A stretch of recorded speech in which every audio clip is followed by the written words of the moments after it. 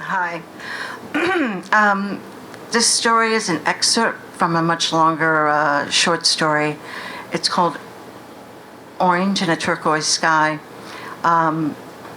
It's told day by day in the week of a life named Legolas Eddie on the Lower East Side in August of 1988.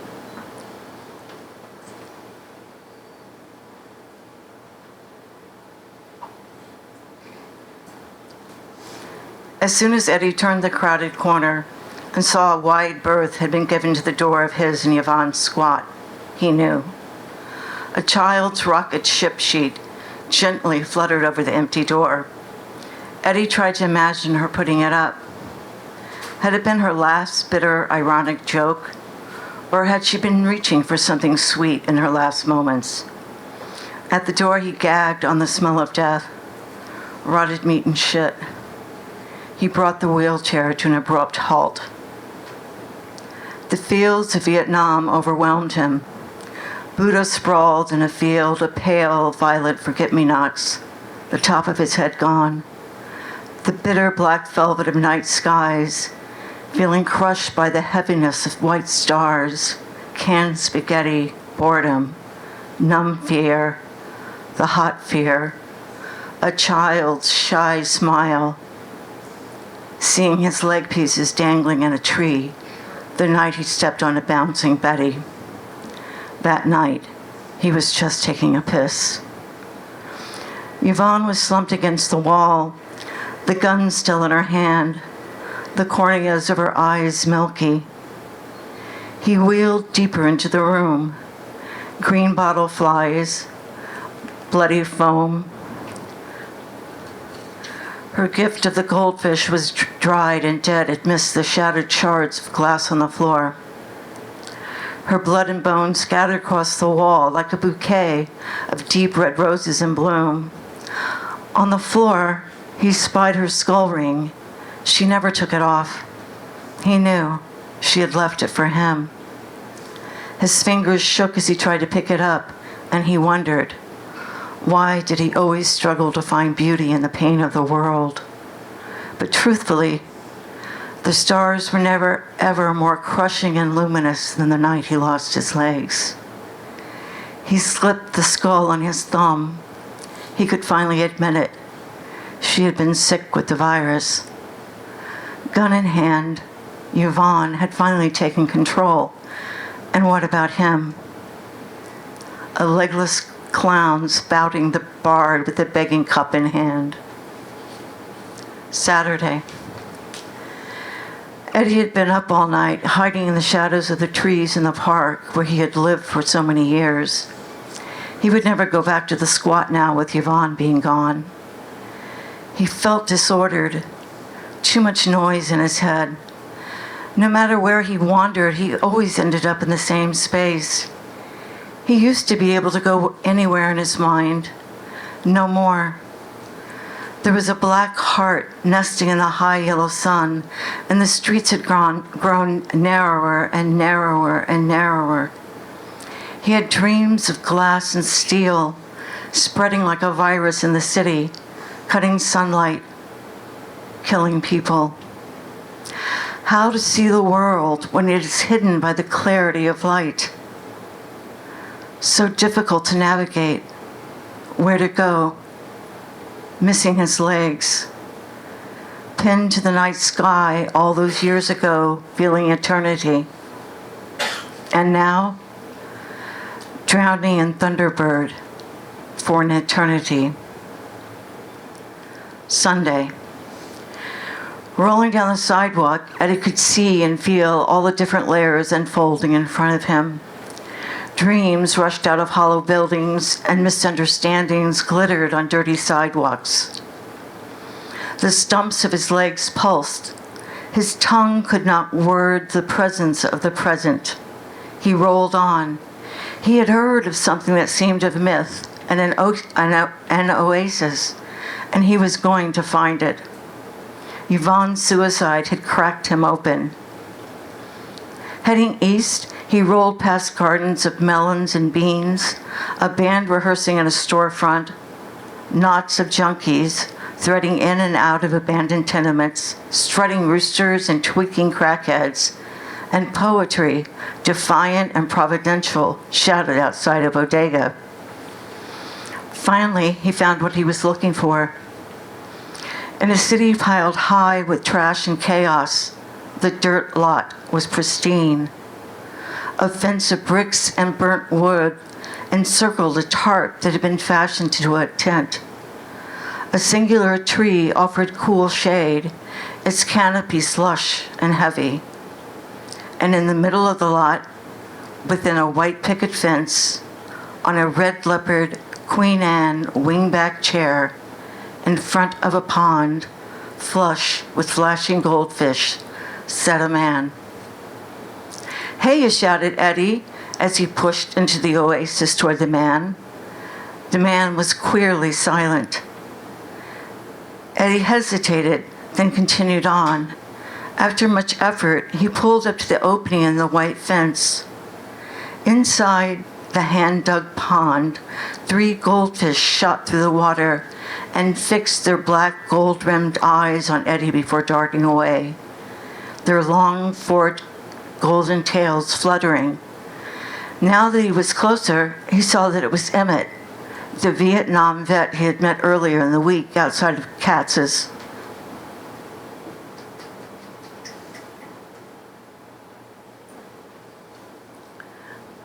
"Legless Eddie, remember me?" "Shush. Mama about to play the piano in the parlor. Quiet. You can hear it play the pond." Eddie closed his eyes. He heard nothing but the static of his fear, anger, and grief. "I often feel that it's not I who is thinking," Emmett said gently. "Thunderbird thinks for me," said Eddie. "It took over my legs. If you think you are being wise for the Holy Ghost, I have already paid.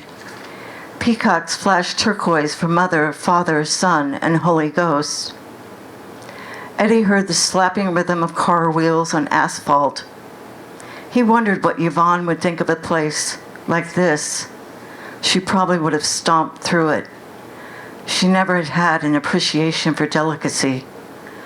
Mercy. She'd probably stole the goldfish from Emmett. He rubbed her skull ring. "Emmett, tell me about the peacocks." "Used to keep the snakes away.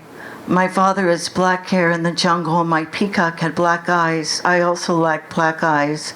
There are also blue and green eyes and other sorts. I would feed it pumpkin. I like orange."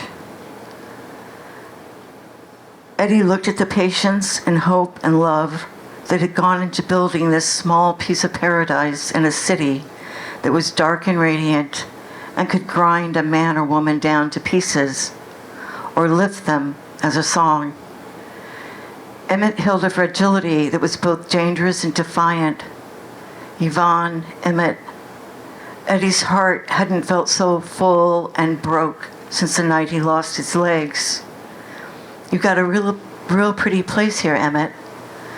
I really enjoy corn, and I'm going to take control, and well, in myself, I will be okay in a cosmic bubble." Monday. Eddie had already seen the black stretch limo circle the block a few times when it pulled out of traffic and nosed to the curb. The black-tinted window silently rolled down. A young man leaned out the window and shouted, "Hey, got some tap shoes for you. Come here." "You fucking making fun of me, you bastard?" I crawled. No, man. You know me. I'd never." The man's voice died out.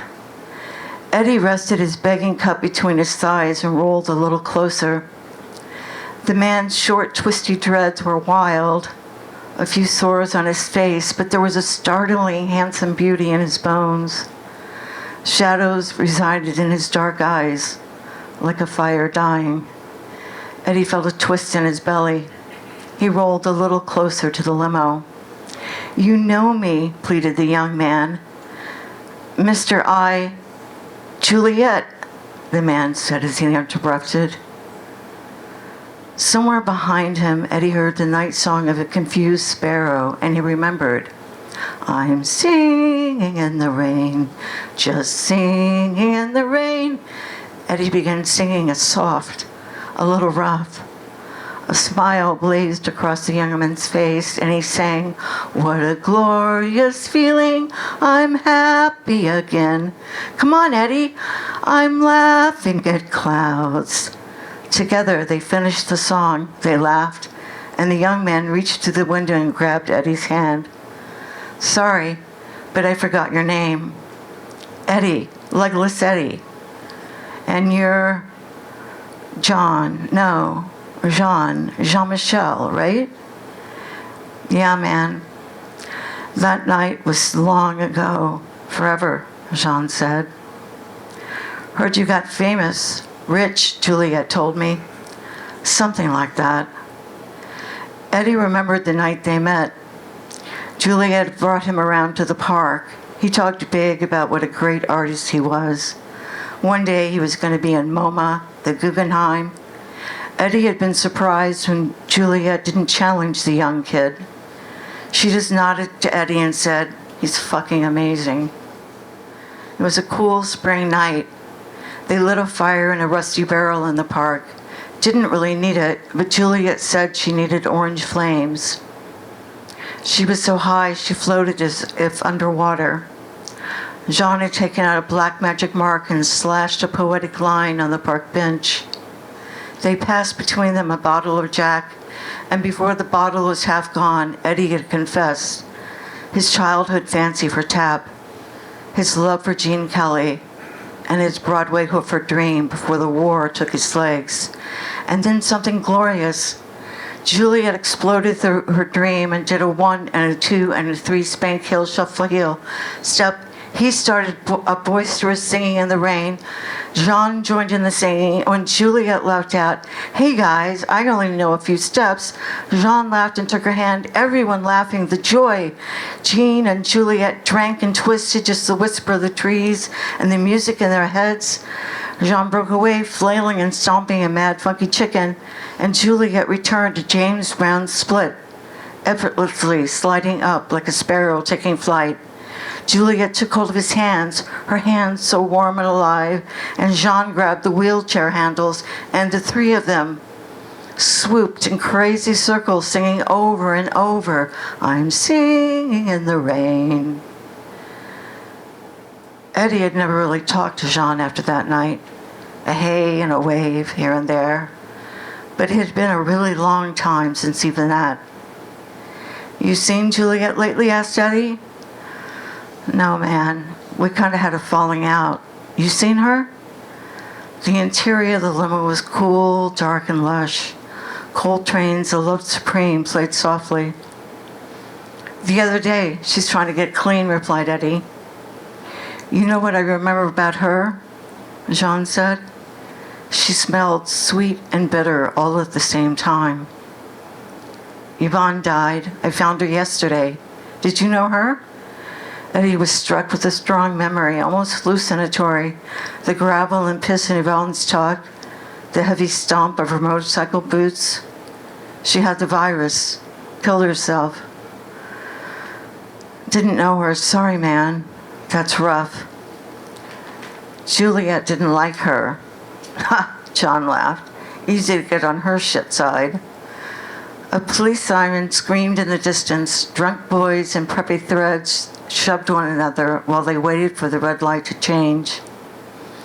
Eddie could hear them joking about the whores walking across the street. He spat on the sidewalk. Fucking slumming tourist. No, Eddie, they're the fucking future, Jean said, and then called out to his driver. Hey, Jacob, can you get this gentleman's wheelchair? Jean opened the car door. Come on, Eddie, let's cruise. Anywhere, everywhere, nowhere. We could drive all night.